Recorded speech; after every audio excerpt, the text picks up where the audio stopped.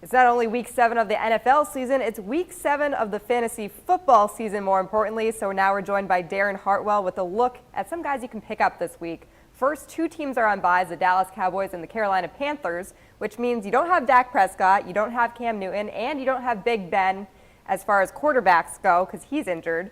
So who are you looking at in that position to pick off the waiver wires? Well, he's not the most popular quarterback in the NFL, but I'm actually looking at Colin Kaepernick, especially in more deeper leagues. He got the starting job last week, and he put up 17 points in standard leagues. He has a little bit more value just because he can run the football. He had 66 rushing yards in that game against the Bills.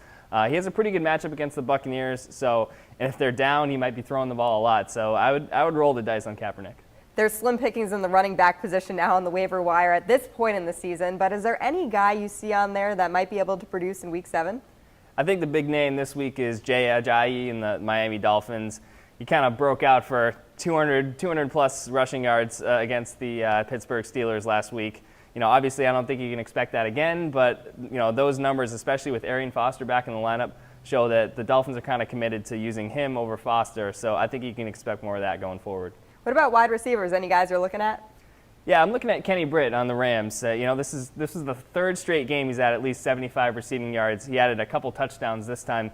He's kind of emerged as the #1 receiver in the Rams offense. Obviously, that Rams passing attack isn't that great, but when you have the #1 receiver, he's worth an add in fantasy. They have a pretty good matchup against the Giants this week, who don't have a great secondary, so I'd give him a look. 3 big names to look at. Thank you, Darren, and good luck in your fantasy football leagues.